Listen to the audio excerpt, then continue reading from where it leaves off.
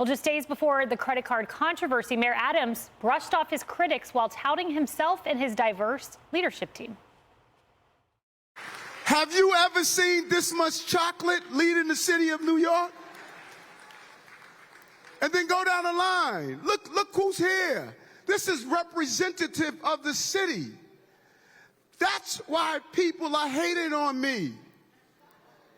You trying to figure out why they're hating on me? They're hating on me because how many of you go to church?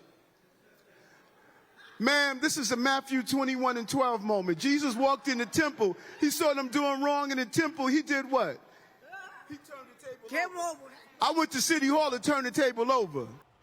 Okay, that is so offensive. I mean, are you kidding me right now? I have a heart for unaccompanied minor children who cross our border. I do, and families who are destitute. I also have a heart for the taxpayer, the single mom, the single dad, the struggling family who doesn't get benefits, who are American citizens. All right, so we're going to unpack it. I'll start there. We'll do it in chronological order that you laid it out. This is more than about who's not getting what. This is about who we are becoming. We cannot hate ourselves as American citizens and then love everybody else who potentially the vast majority didn't come here legally. Like that's not who we can afford to become. Our country will change in a way, snapping back will be tough. I'm strong in my faith, in a different way perhaps than Mayor Adams.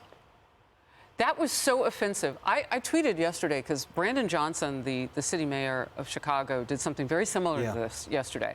He said that he's not able to do his job and get to the border and handle all the complaints against him with regard to illegal immigrants and black residents feeling like they're not getting resources that the immigrants are getting here illegally.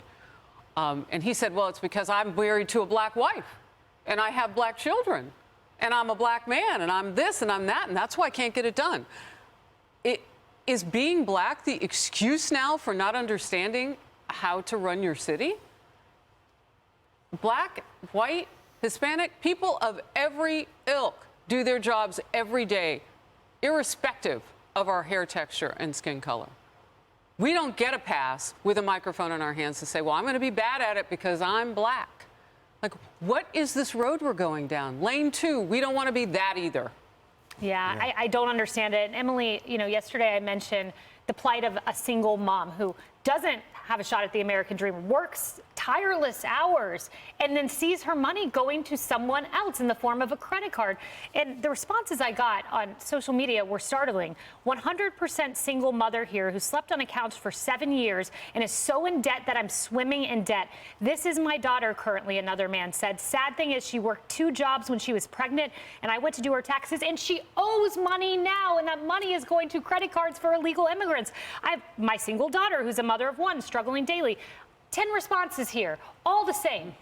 The sacrifices that those parents make, that those moms make, that everyone makes to ensure that their children are safe and sound and accounted for.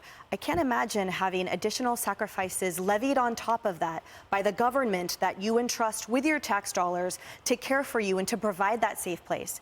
And for those saying that's exactly what the immigrants are coming here for, that's true. But that's true and unrelated from the concept that people who live in this city and who pay their taxes and who came here legally and who are doing everything they can to provide for their families have somehow been quashed to the lowest part of the barrel as this mayor and these policies elevate everyone but them. Today, I was walking to work every day. I'm like, this is the new story that I see on the sidewalks. But the whole point is the multi-layer of competing chaotic interests that I see on the streets. And today it was a bunch of homeless people sleeping on the lawn in Central Park, the one that's currently being reseeded. So it was a safe place for them because it's inside the fence. And so here you go. And people are just trying to keep the Central Park, that's supposed to be a place for kids to enjoy because all the programs for kids have been slashed. The libraries are closed on Sundays. Everyone is just trying to have some type of peace and education and safety for themselves.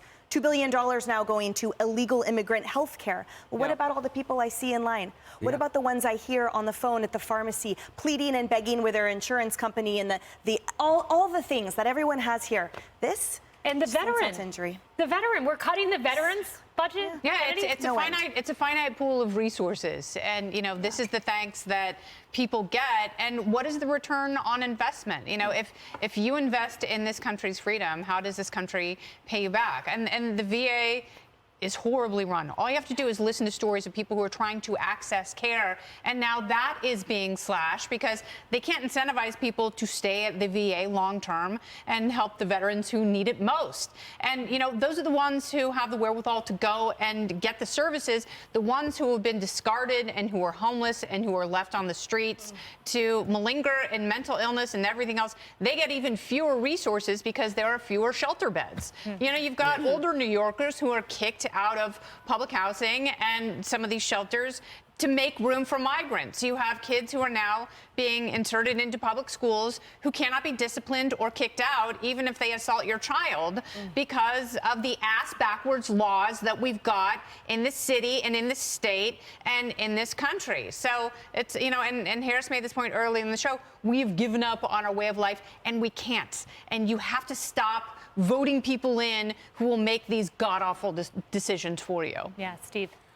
People are so sick of it. That attempted justification from Adams, you hear that the whole time. Well, actually, this sort of bureaucratic BS. Well, actually, it saves money because we're not doing it. It's exactly the same, to Emily's point, you hear in California now, where they've just extended health care to all illegal immigrants, anyone free health care. Meanwhile, working people, to your point, struggling since Obamacare, because they don't get free health care, their deductible's gone up, it's just a nightmare for people trying to do the right thing. And these guys, it seems to me, have just completely lost their moral compass and their humanity when it comes to the people who actually pay their salaries. Yeah, and sex change surgeries. Right. Don't forget that. Illegal immigrant sex change surgeries in California. Welcome to 2024. More Outnumbered in just a moment. Hey everyone, I'm Emily Campagno. Catch me and my co-hosts Harris Faulkner and Kaylee McEnany on Outnumbered every weekday at 12 p.m. Eastern, or set your DVR. Also, don't forget to subscribe to the Fox News YouTube page for daily highlights.